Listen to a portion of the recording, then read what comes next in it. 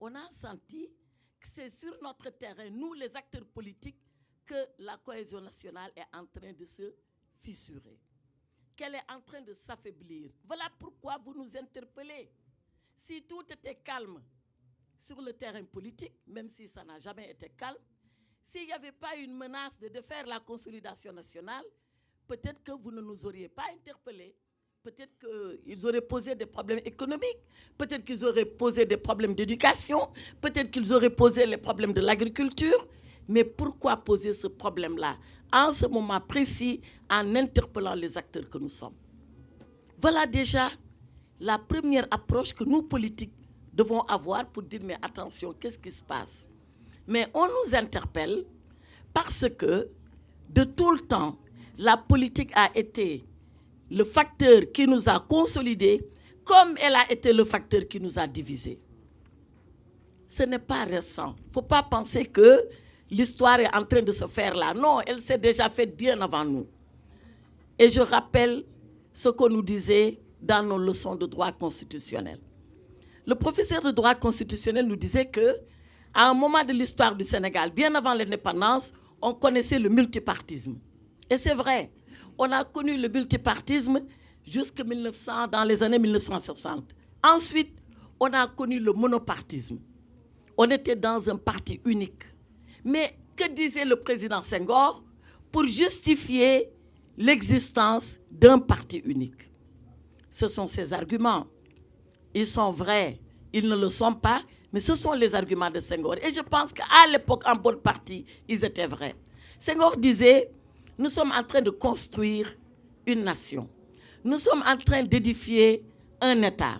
Si nous allons, nous, avec nos tribus, avec nos langues, avec nos ethnies, avec nos bagarres, même de quartiers, de villages et de villes, il y a de fortes chances que la politique nous divise au détriment de l'essentiel. Or, l'essentiel pour nous, c'est d'asseoir la nation et de construire un État.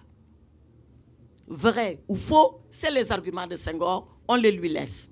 Et on a été dans le parti unique jusqu'en 1974. Et 1974, il dit: oui, d'accord, on va ouvrir, mais on fera 4 partis politiques et on s'arrêtera à ça. Et c'est en 81, quand Abdou Diouf est arrivé au pouvoir, qu'il a ouvert l'espace politique, multipartisme intégral. Alors, est-ce que la leçon de Senghor, elle ne nous a pas servi quelque part? Est-ce que ça n'a pas permis aux Sénégalais d'être dans un même moule politique, même si à l'intérieur, il y avait des divergences et des tendances? Est-ce que ça n'a pas permis plus tard, en 1974, que nous soyons organisés dans un cadre régulé? Est-ce que ça ne nous a pas permis d'être, nous, le résultat de ce que Senghor avait fait à nos parents? Je ne sais pas. En tout cas, pour ce que nous sommes aujourd'hui, nous devons faire très attention. Nous devons faire très attention, comme je l'ai dit, parce que autant la politique peut être facteur de cohésion nationale. Pourquoi? Parce que quand on est dans un parti politique, mais la Halpulaar du Nord, ils fréquentent le Diola du Sud, ils ne sont ni parents, ils n'habitent pas la même localité, ils ne se connaissent même pas, mais il n'y a que le parti qui les réunit, et c'est là où ils se fréquentent, ils apprennent à se connaître et deviennent même des amis. Justement, madame, est-ce que le Sénégalais du Nord, le Pulaar comme vous dites, et le Diola du Sud, est-ce qu'ils doivent seulement être unis par le parti au lieu d'être unis par la nation, l'appartenance à une même nation? Mais c'est ce que je suis en train de vous dire. C'est-à-dire que si déjà le parti n'était pas là, comment ils vont se connaître?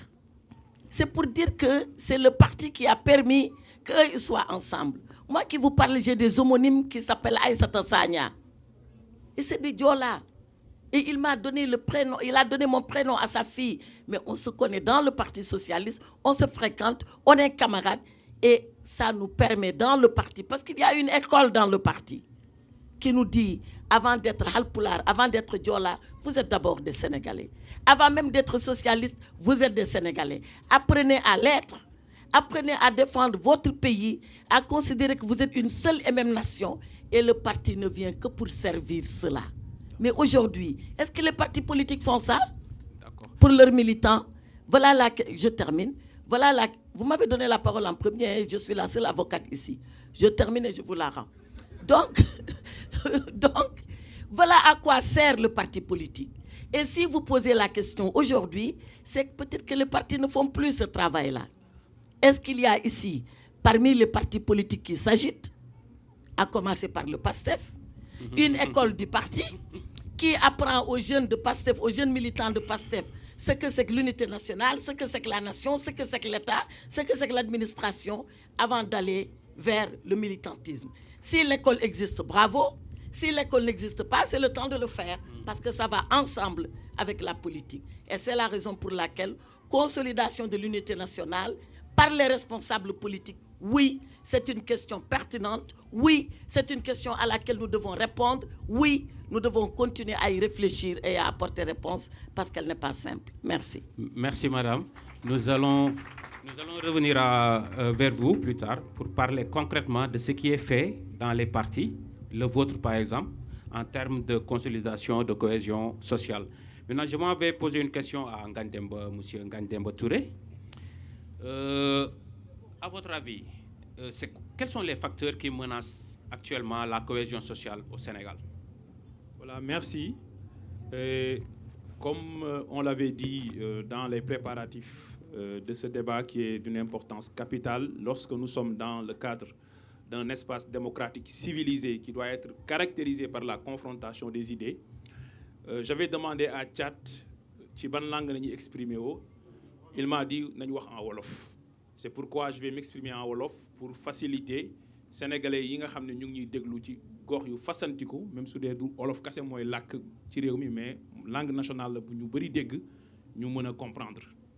Donc maa ngi tàmbali kàddu yi ci nuyu ñi fi teew ñëpp, jiital ci ñi nga xam ne ñoo organiser panel bi muy waa mouvement Y'en a marre nga xam ne mouvement bu ma respecté la, parce que bi ma nekkee étudiant en sciences politiques et relations internationales sama mémoire de licence professionnelle maa ngi ko bindoon ci le mouvement Y'en a marre, le rôle des mouvements citoyens dans la transparence de la gestion publique, cas du mouvement Y'en a marre. Donc j'avais écrit sur le mouvement Y'en a marre, c'est un mouvement qui m'a toujours passionné. Donc maa ngi nuyu ñi fi teew ñëpp, di nuyu ki nga xam ne mooy modérateur bi, di nuyu sama professeur Djibi Diakhaté nga xam ne naw naa ko lool, di nuyu aussi honorable député madame Aïssata Tall Sall, di rafetlu teewaayam ci débat bi.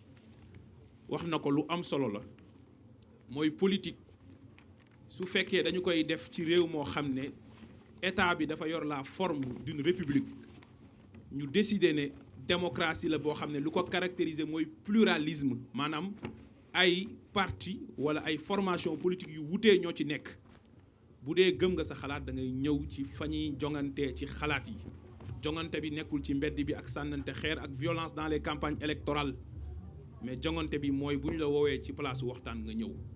Donc ñu ngi rafetlu sa teewaay bu baax a baax a baax. Loolu moo waral bi ñu ma waxee ne ma am na ñoo xam ne ñëwuñu, dama ne quel que soit alpha, moi je vais honorer ma parole, ñëw participer pour wax ak sénégalais yi. Bu loolu weesoo nag thème bi lu am solo la.